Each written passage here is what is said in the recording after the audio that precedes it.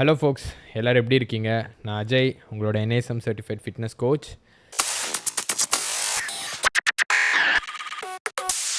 நம்ம எல்லாருக்குமே தெரியும், நல்லா லாங் டர்மாக ஹெல்த்தியான லைஃப் ஸ்டைலில் லீட் பண்ணணும்னா எக்ஸசைஸ் பண்ணணும், நிறைய தண்ணி குடிக்கணும், நல்லா தூங்கணும், நியூட்ரிஷியஸான ஃபுட் வந்துட்டு சாப்பிடணும் அப்படின்னு.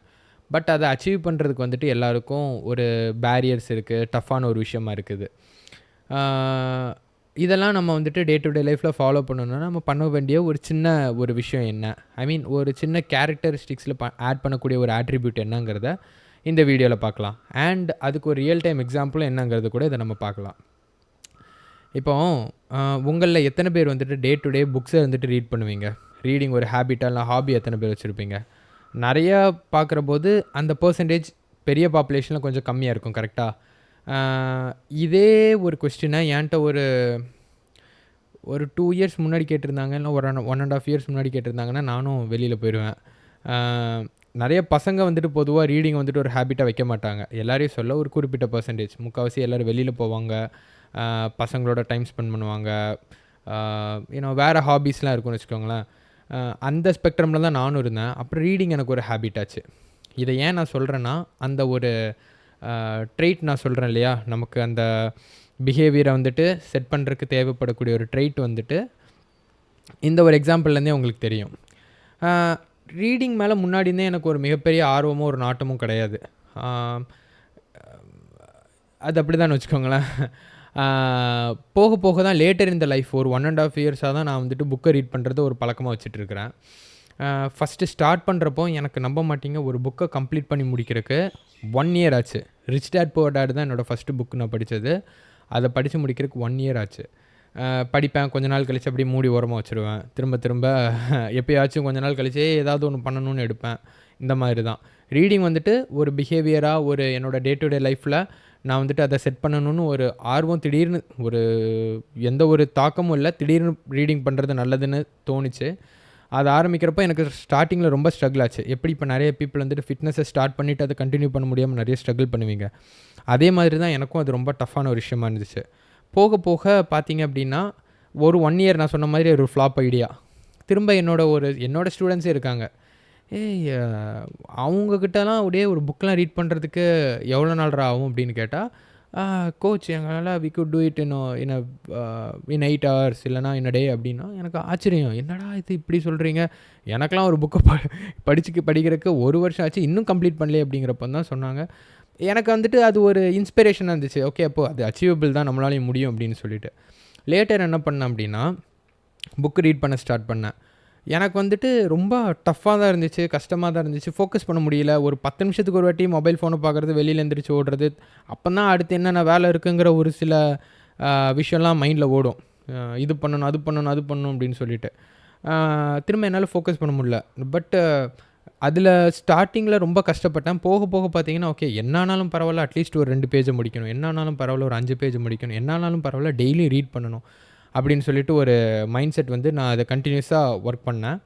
இப்போ வந்துட்டு என்னால் ஒரு புக்கை ஒரு படித்து முடிக்கிறதுக்கெலாம் பார்த்திங்கன்னா, நம்ம பாய்ஸ் அளவுக்குலாம் ஒரு 8 மணி நேரம் 10 மணி நேரம்லாம் பண்ண முடியுமான்னு தெரியல.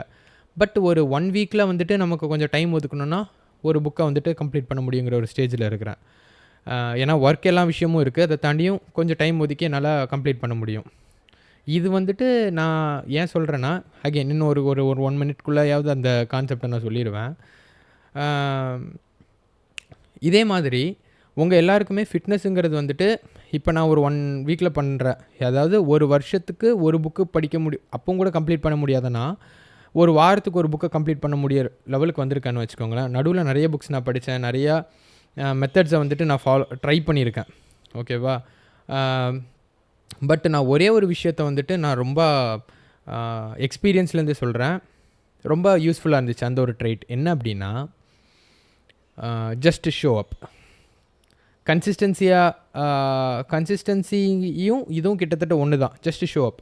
கன்சிஸ்டன்சின்னா கூட அட்லீஸ்ட் ஏதாவது ஒரு சில செட் ஆஃப் திங்ஸை டிஃபைன் பண்ணி வச்சுட்டு அதை நம்ம டே டு டேல பண்ணுறது, இதுவும் கன்சிஸ்டன்சிக்குள்ளே தான் அடங்கும். பட் ஜஸ்ட் ஷோ அப் எப்படின்னா, இப்போ எக்ஸாம்பிளுக்கு சொல்கிறேன், எவ்வளோ ஒரு நாளையில் நான் வந்துட்டு யோசிச்சு வச்சுருவேன். ஓகே, எடுத்தோடனே நான் இன்றைக்கி ஒரு 20 பேப்பர் படிக்க போகிறேன் அப்படிலாம் வைக்கிறப்போ ரொம்ப ஒரு நாள் பண்ண முடியும், நல்லா மைண்ட் செட்டில் இருக்கிறப்போ. அடுத்த நாள் பார்த்தீங்கன்னா பப்பரப்பேன்னு போயிடும். படிக்க முடியறதில்ல, டைம் ஒதுக்க முடியறதில்ல. அப்பவும் நான் ஆக்கப்பூர்வமான விஷயம் நம்ம நிறைய பண்ணுவோம்னா பண்ண மாட்டோம். தேவையில்லாத விஷயம் நிறைய பண்ணுவோம். இது பிளான் பண்ணி வச்சிருந்தது பண்ண முடியாமல் போயிடும். இது வரப்போ மட்டும்தான் டைமே நமக்கு ஏதோ இல்லாத மாதிரியும், நம்ம ரொம்ப பிஸியஸ்ட் பர்சன் மாதிரியும் அப்படிங்கிற மாதிரி ஒரு இல்யூஷன் இருக்கும். நான் என்ன சஜஸ்ட் பண்ணுவேன் அப்படின்னா, ஜஸ்ட் ஷோ அப். புக்கை ரீட் பண்ணுமோ இல்லைனா எக்ஸசைஸ் பண்ணணுமோ, என்ன ஒரு ட்ரைட்டை நீங்கள் லைஃப்பில் இன்க்ளூட் பண்ணணும்னு நினச்சா கூட ஜஸ்ட் டூ இட்.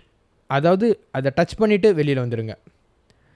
மினிமமாக 2 மினிட்ஸ் பண்ணணும்னு கூட அட்டாமிக் ஹேபிட்ஸ்லாம் சொல்லியிருப்பாங்க. பட் நான் என்ன சொல்கிறேன், ஜஸ்ட் ஷோ அப்.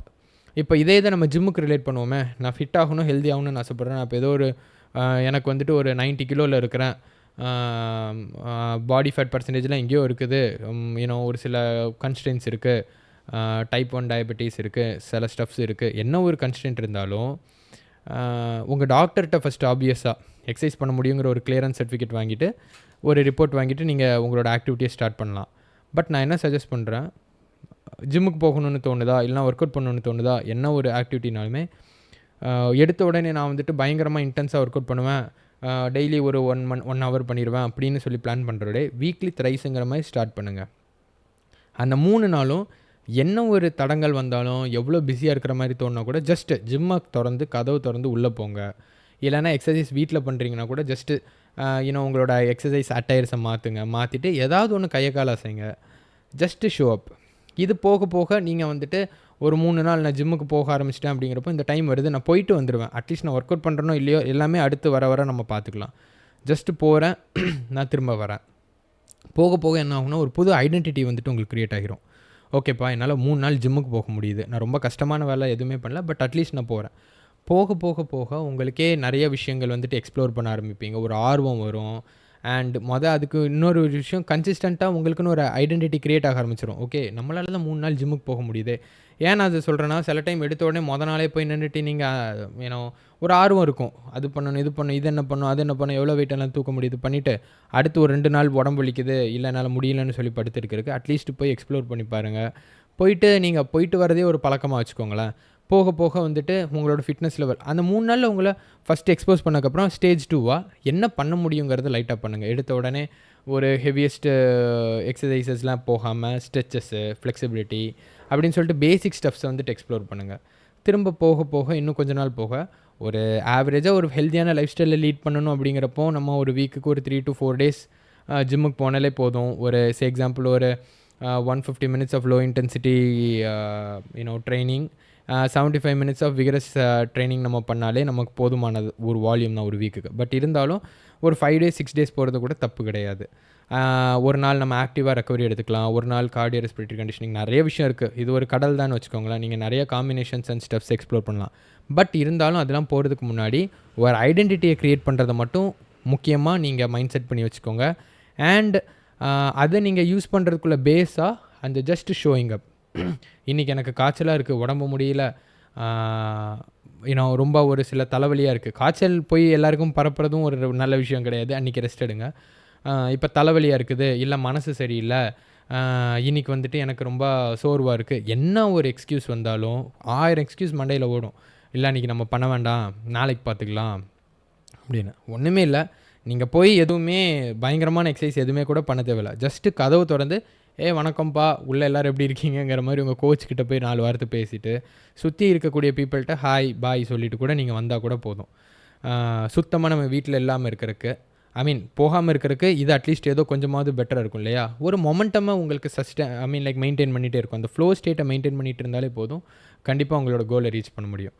இன்னும் போக போக உங்களுக்கே ஒரு ஆர்வம் வரும், இன்னும் கொஞ்சம் ஆக்டிவிட்டி பண்ணும். ஓகே, போயிட்டு வந்துட்டுருக்குறோம், இன்னும் கொஞ்சம் ஒரு 2 நிமிஷம் ஏதாவது பண்ணுவோம், அட்லீஸ்ட் ஒரு ட்ரெட்மில்ல 5 மினிட்ஸ் வாக் பண்ணுவோம். போக போக நீங்களே எக்ஸ்ப்ளோர் பண்ணுவீங்க. இது வந்துட்டு ஒரு ஸ்பெசிஃபிக், இப்போ எனக்கு ஒரு விஷயம் வந்துட்டு அகெயின் ஆப்வியஸாக நல்ல சர்டிஃபைட் கோச் வந்துட்டு உங்களுக்கு கொஞ்சம் கொஞ்சமாக ப்ராக்ரெசிவ் ஓவர்லோடு கொடுத்து எல்லா ஃபேக்டர்ஸ்லையுமே உங்களுக்கு வந்துட்டு கைட் பண்ணி உங்களை கொண்டு போவாங்க. பெஸ்ட்டு எக்ஸசைஸ் இதுக்கு முன்னாடி வரைக்கும் பண்ணாமே இருக்கிறவங்க ஒரு கோச்கிட்ட ஃபஸ்ட்டு டாக்டர்கிட்ட போய் நான் எக்ஸசைஸ் பண்ணலாமாங்கிற ஒரு கிளியரன்ஸையும் ஒப்பீனியனையும் கேட்டுட்டு ஒரு நல்ல கோச்சை பார்த்து அவங்க கூட ட்ராவல் பண்ணுறது ரொம்ப பெஸ்ட்டான அப்ரோச். இல்லை நானே பண்ணணும்னு நினைக்கிறவங்க கூட எஜுகேஷன் கொஞ்சம் கண்டினியூஸாக லேர்ன் பண்ணி நீங்கள் வந்துட்டு ப்ராக்டிஸ் பண்ணுறது பெட்டர். பட் இருந்தாலும் நம்மளோட கோலை ரீச் பண்ணுறதுக்கு ஜஸ்ட் ஷோயிங் அப் எவ்ரிடே. அகெயின் ஆப்வியஸாக அதுவும் கன்சிஸ்டன்சி தான்.